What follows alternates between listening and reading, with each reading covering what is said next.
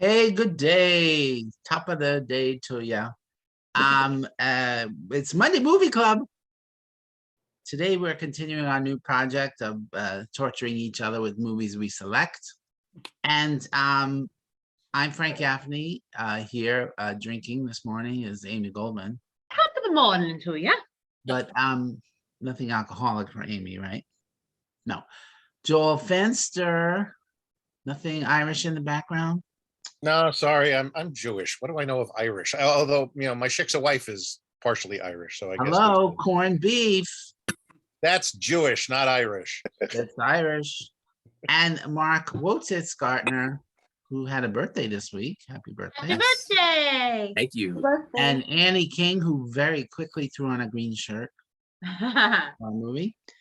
And we have two special guests today. Jeff Pliskin. Got my Guinness coffee mug right here. No actual Guinness in it. No, not yet. But Janice Main will be drunk by the time we're done. You want to hear what's in my Bloody Mary? What's in it? Is horseradish flavored vodka and dill flavored aquavit. Oh my God. It is so Party at good. Janice's house. It is Can you so send good. can you send a recipe for that? Remember and that the time? mix is premium. Remember that time we did a Zoom and Amy was drunk? I don't think Amy I remembers it. loved it. Somehow I do remember that. I don't know how. Well, Janice is taking her place. Okay, so this week we watched a St. Patrick's Day classic, The Quiet Man, 1952, John Wayne, Maureen O'Hara, directed by John Ford, who was more a director of Westerns, I'd say, but, and as a matter of fact, I read he had to do a Western for the studio, which was Republic Pictures, before they would allow him to even direct this one. And it's based on a serial of stories from the Saturday Evening Post that Ford acquired the rights to some 15 years earlier, and he, being Irish, had an affinity for the material. And I even read that it was a little semi-autobiographical. So I found it pleasant, an unassuming romance that is more concerned with the character development than actual plot. I mean, the plot is very thin.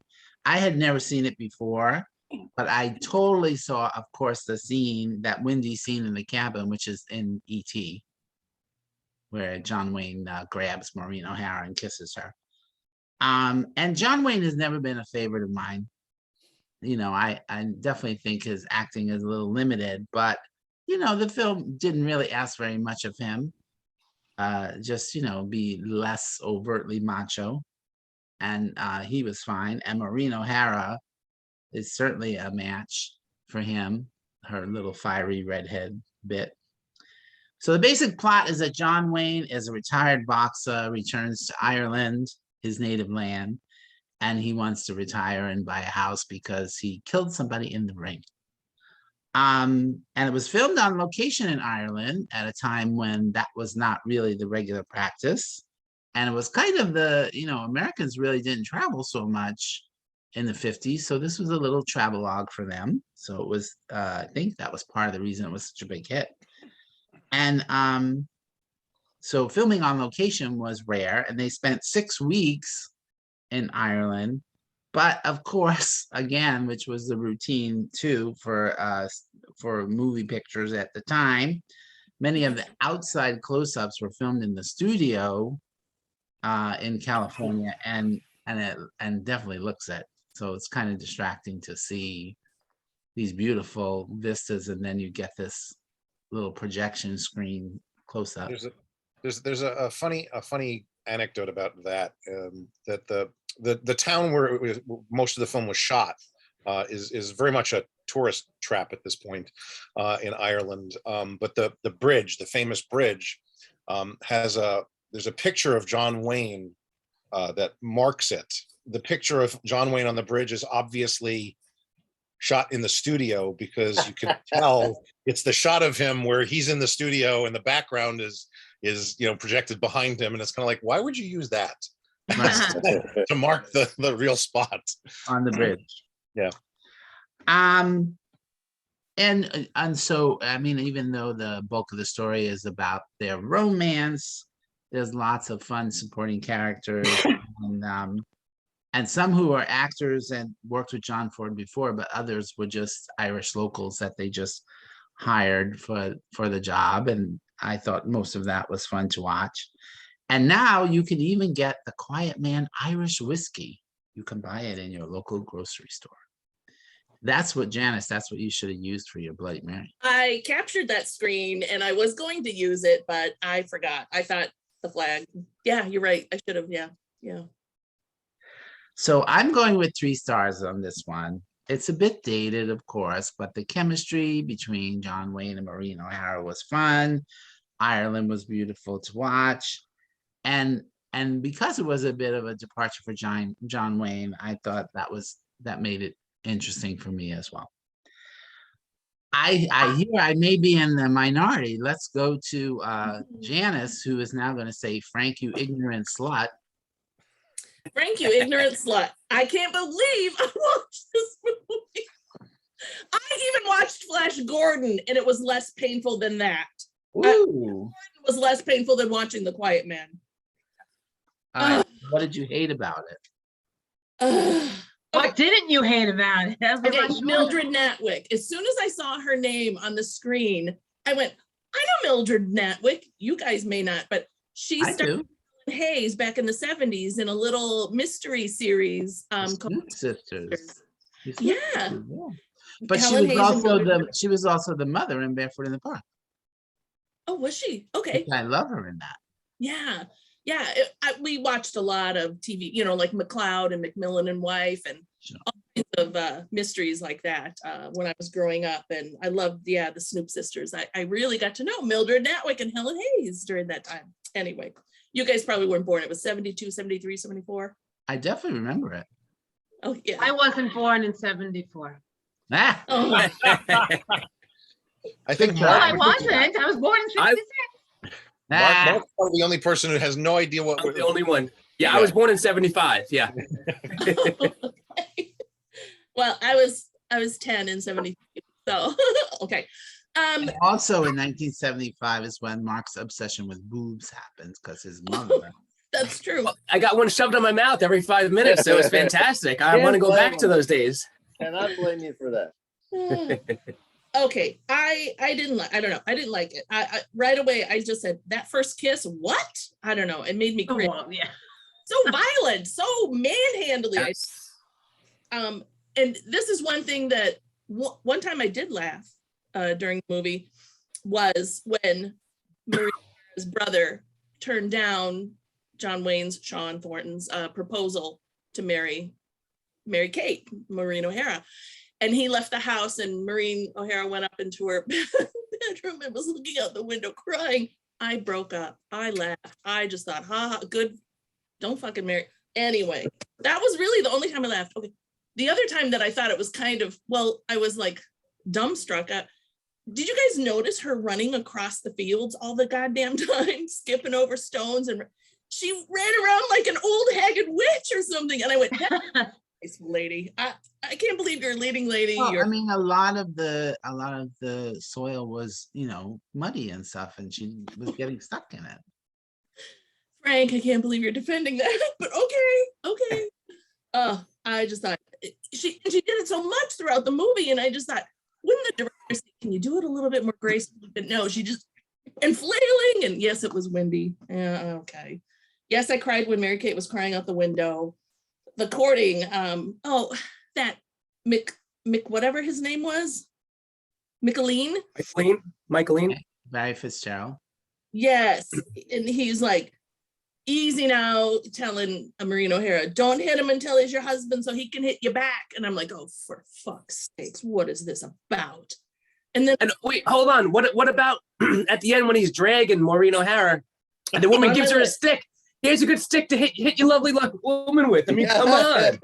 on my list, hated it. And then him dragging her like that, it was just insanely violent, just abusive, just horrible. I hated it. I hated it. Did you see the in the trivia comments that they put sheep dung every place that he was supposed to drag her. And there's this sort of tug of war, putting it back and forth, and she ended up getting dragged through sheep dung. Yeah. And I heard there was no body double, and so that was actually her being manhandled, and she was all bruised up. And I'm like, oh, did I But say? what I thought was interesting was how John Ford thought they did such a great job, and John Wayne was really dragging her, and really it looked great. And it turns out, again in the trivia, that they choreographed it. The two of them got together, and every single bit was choreographed beautifully, and it looked Wow. great. I mean, it looked real, I should say. It did. It looked real. You know, breaking down the bedroom door and grabbing her and throwing her on the bed. And it's like, oh, apparently that was supposed to be funny, having the bed break. Well, that's a great way to break up a near rape scene. What the fuck? I hated that. It was so uncomfortable and horrible. And then when John Wayne, I think Janice is about to invoke #MeToo. what is it? I know. If that just was alive today. And he's like, John Wayne, let your brother keep your dowry. And okay, now I'm back in your time of, you know, the 1920s, the place of this movie, or right? Yeah, 20s. And I'm like, that means something. Her dowry, that's her essence. She worked for it. And he's just so frivolous. And Yeah, but she said that, and she I was so mad. Let your brother keep it. And so I was outraged for her.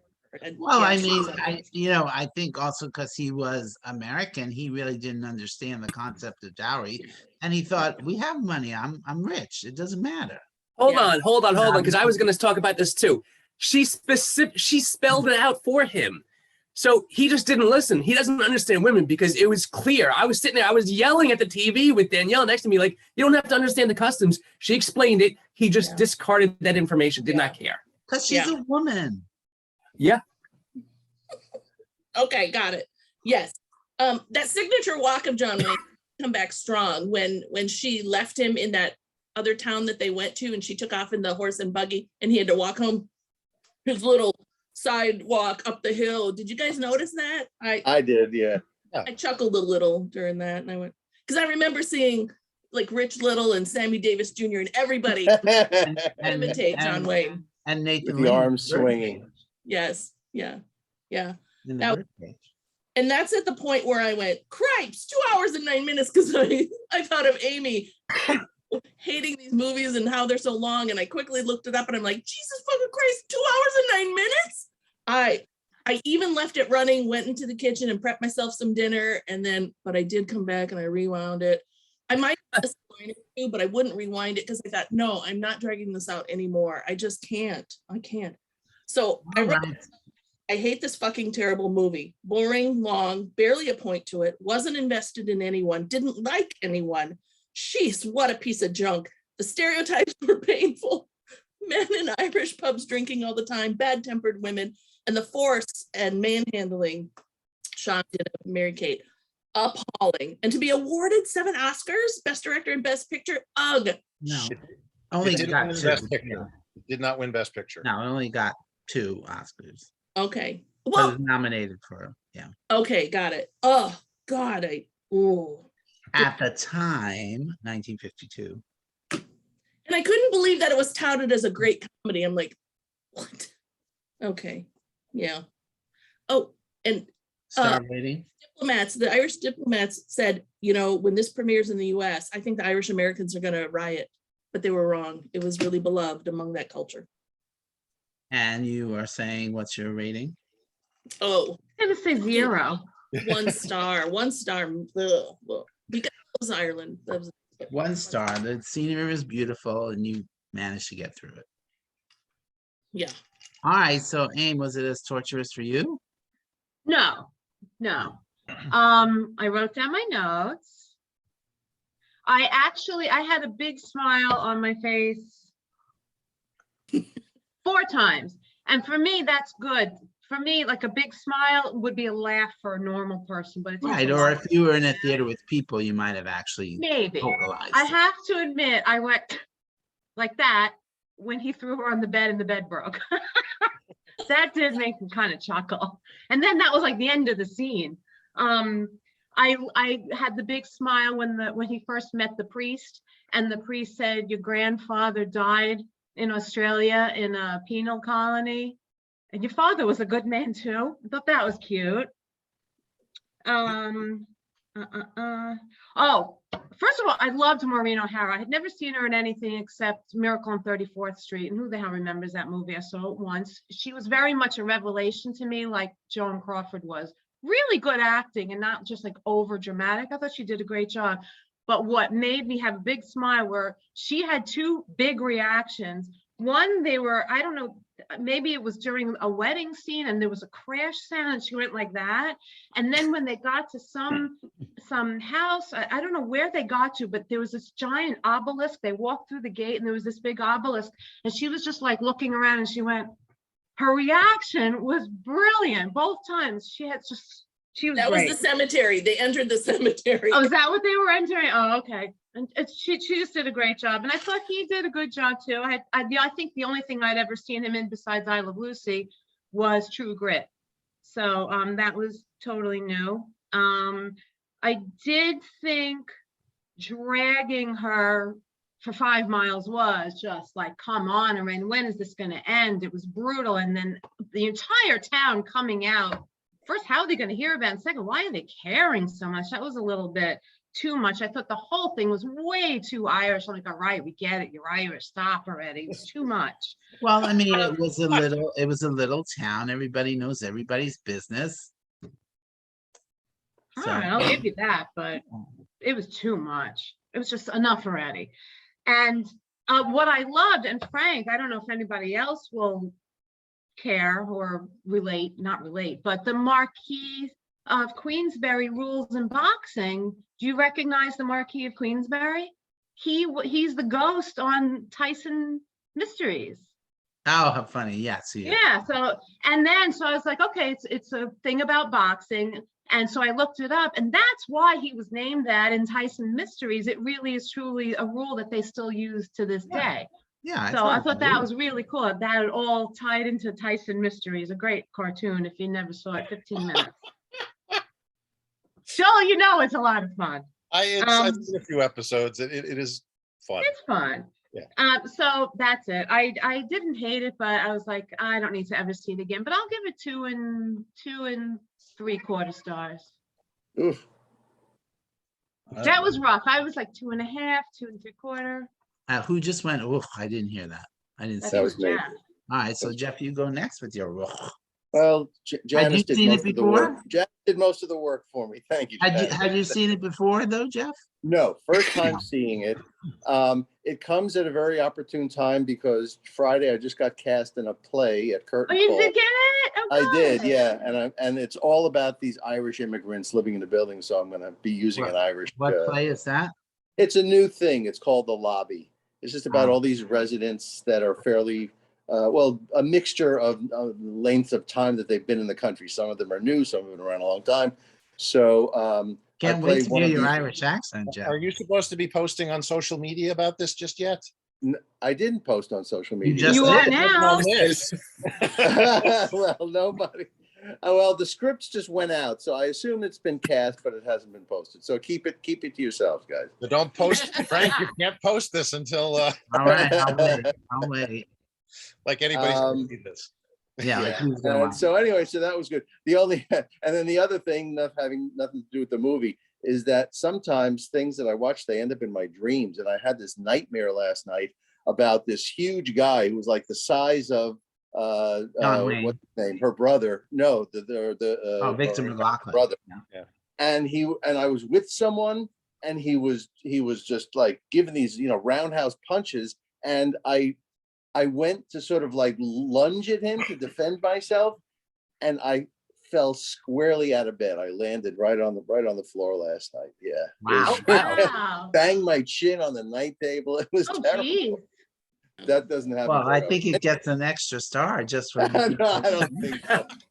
Anyway, Can I thought- what I just want to say one thing I forgot was Richard McLaughlin. Was that his name? Victor. Loved him, Victor. Victor. Loved him. He was terrific. I think he I died prefer- right after this movie. he was in bad health. They had to film his fight scenes very carefully because Yeah. he was in very poor health. But No, I thought the film was insipid. I really did. I thought it had the thinness of plot and character that you would see in a bad musical, but it didn't even have songs in it. The music was the only two elements I liked were I thought the music was effective, and obviously just the sort of the exteriors and the just the views of the countryside and everything were pleasant. Some of the supporting characters I thought were fine, but I do not like John Wayne. I think he's a terrible actor. Maureen O'Sullivan was fine. Again, most I of was the Maureen characters- O'Hara. I'm sorry, O'Hara. Memorable film. Very. I don't remember Tarzan swinging through the. All right, Jeff, what's Um, your star rating then? 1.5. 1.5, a little better than Janice. Annie, you didn't seem to think you liked it too much either. No, and when you said St. Patrick's Day, I thought it was going to be leprechauns and St. That's like- Patrick's. We should have watched Darby Darby O'Gill and a O'Gill little Gabriel Little- Gill, yes. Yes, If you Or were going Phineas to just, Rainbow. if you were just going to pick a movie in Ireland, did I not put down P.S. I Love You on my list? But okay. But so it was totally not what I was expecting. And I started the first half of the movie. I was like, what is going on? Why? What's happening here? And then I had to leave for dinner. So I came back. I like the second half of the movie much better. So maybe it was just the frame of mind I was in, but Maybe I you were thought maybe hungry. you would have left the movie running and then went, oh yeah, I'm done. It's great. yeah. Maybe you were hungry, and then once you ate.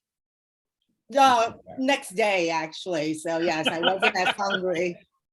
Not just hungry, you had slept well. You had, Yeah. So I just watch movies as a fun thing to do. So I don't think too deeply into all of the other things. Right, but this was not a fun thing to do.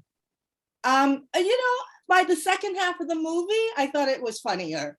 And I like the supporting characters. I thought it was funny that the horse stopped right in front of the bar, that was, I thought that was, Cute. The routine.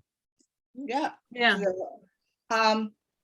I don't know that I saw enough of the beautiful landscape,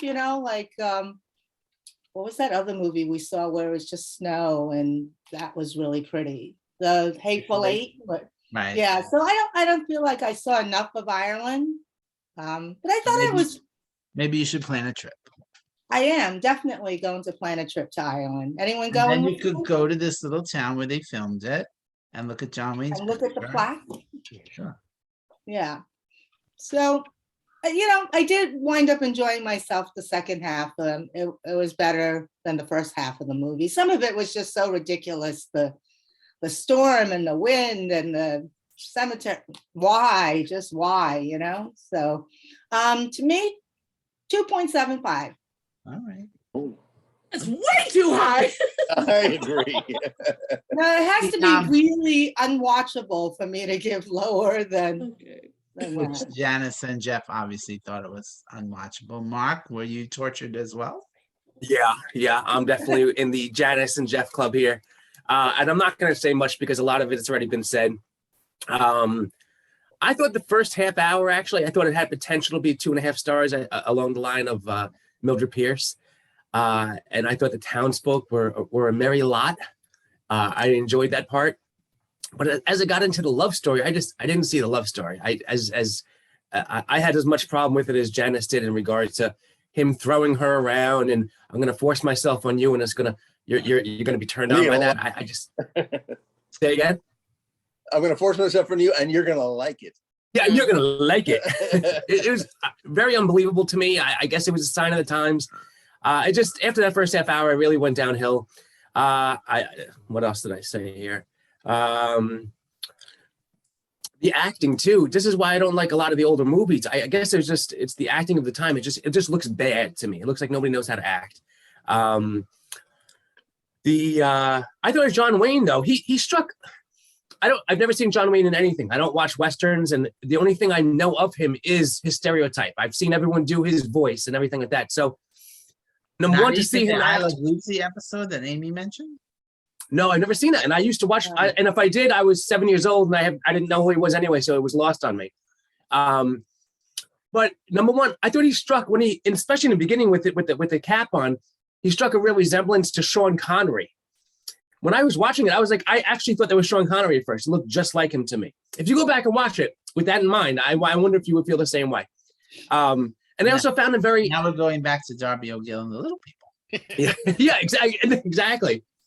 And other than his interactions with Maureen O'Hara, I found him very likable. So it was funny because again, everything is him being a tough guy. So to see him in a very affable role, generally speaking, as a quiet man, I actually enjoyed that part.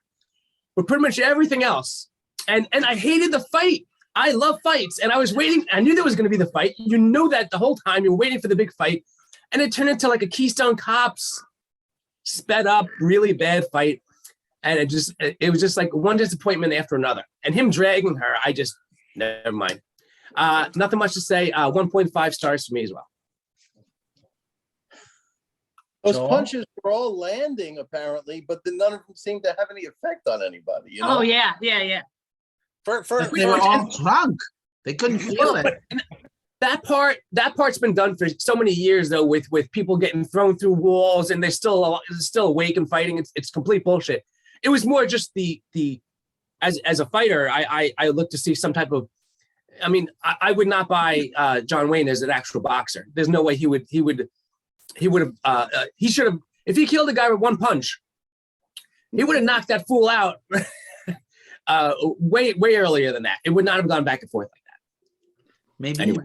he was, holding back a little bit because he Sure. knew he killed somebody. All right. Wile E. Coyote started all that, getting hit and not getting hurt. Joel, are you somewhere in the middle? I don't know where I am. That's the interesting thing about this right now, because I'm torn. We're sitting here in 2022. I'm right about the year at this point. I've kind of Yes, you're right. It looking is. back at a movie that was made in the 1950s, Well, exactly. at a story that 70 took years place in ago. the 1920s. So there's a lot of societal change that has happened in 100 years, essentially, Right. to unpack and look at. I had the pleasure of watching this movie with my wife. We actually made it a double feature of The Quiet Man and a documentary entitled John Ford Dreaming the Quiet Man, about the making of the movie. So I spent about 2 hours with my wife cringing and going, oh my God, this is going to get rapey. That's really rapey. How rapey is this movie going to be? For about, it wasn't 2 hours, but it was maybe an hour. And then the second half of the film kind of settles down a little bit and becomes, as she put it, interesting and weird. But I'm not a John Wayne fan by any stretch of the imagination. There are a couple of his films that I really like, but I don't necessarily like him in them. Right. This, No fault of his own. yeah.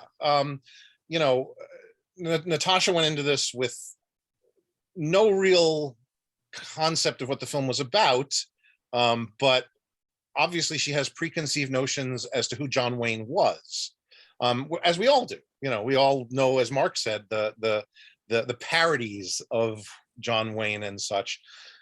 This was definitely a different kind of role for him. It was a different kind of movie for John Ford to be directing. It is somewhat autobiographical in that sense, because he was, an Irish immigrant in the early part of the 20. Yeah. yeah. Well, at the early, I can't remember if he came over before the turn of century, right after the turn of century. But he longed to always go back, and this was his dream project. And as he you made said, the movie studio pay for it. he made the movie studio not only pay for it, but he was willing to do another Western for them just to get it made. Yeah. So, there's definitely a passion project in there that you can see, but it's a very dated film. There's a lot of morality aspects that we from this point obviously don't agree with or even understand to some extent. And even though, as you know, the whole dowry issue is explained, but it's not something that's natural to our modern society anyway. Yeah, so So- I really would like to say that all of this was acceptable in 1952. Yes, it is definitely more acceptable than obviously it is now. So it's kind of a dated piece. You know, I'm not. It's in the National Film Registry. It's one of those movies. I'm kind of like, all right, it's probably there because it's John Ford and John Wayne, and it was shot in Ireland, and there's really no other reason for it to be there. Yeah, Um, I do think that an older generation has an affinity for it, especially Sure. if you're Irish. And it's number 272 on the Franken list. Right, which yeah, for whatever that means at this. It means a lot.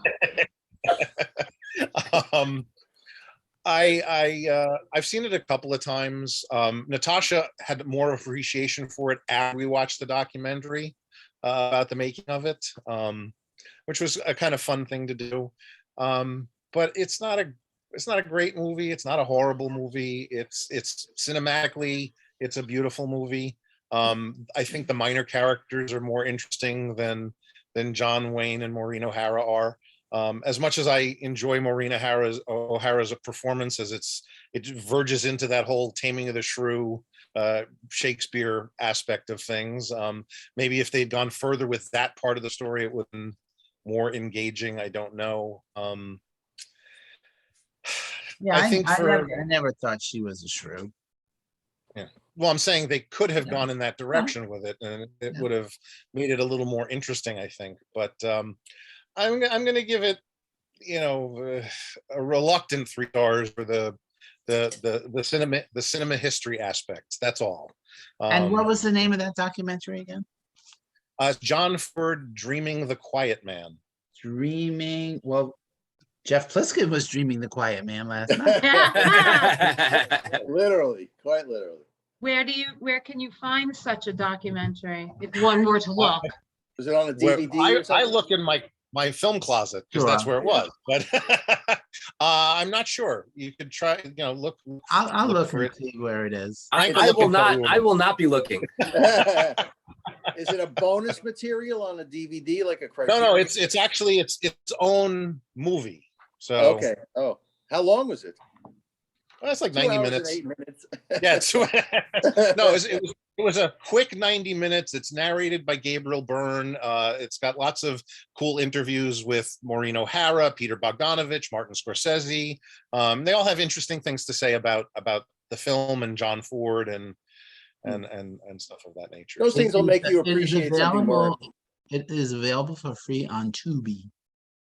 Oh, okay, Tubi's good. You I know, watched it. I would watch that. Mark, I would watch that documentary. I read about that last night. And now that I know Gabriel Byrne, Dreamy, is narrating, I'd watch it. I will give the documentary a solid 3.5 stars. I was gonna say, should have watched. Better this than the doc- movie. It's better than the movie, yes. I just wanted to Excellent. add something because it came up. The whole thing about the dowry. Now that I think about it, the pride and the significance that she attached to the dowry, to me, now that I think about it, that was one of the more well-handled, credible, truly emotional sort of attachments that I felt from the film. You didn't have to be of that culture or that era to understand how much it meant to her and how she Right. reacted so strongly Right. to it. I think Agreed. that's Agree. explained very well in the film. And the fact that, you know, as Mark points out, that he completely ignores it is just kind of, you know, rude and disgusting. So He's Yes. a man. He's a man. What can you- is he? He's a Marion. All right, is that the last we're gonna say about this? Yes. I That mean, was a good ending. Janice had the red hair, so she's the Irish one here today. So next Monday, we are celebrating the 30th anniversary of My Cousin Vinny, which premiered 30 years ago next week. And Annie chose as one of her 10 films that we're going to watch this year. I'm looking forward to it. I haven't seen it since 30 years ago. 30 years. And Oh, it was wow. a Fox movie, right? Remember, Amy? Not since you were Oh, a youth. yeah. I was a youth. I was a Not youth. since you were a youth. I was a youth. Since you were you. Yeah. And we worked on that movie, so that was fun. Yeah. All right, kids. Thank you. And you know what? Watch a movie. And also with you.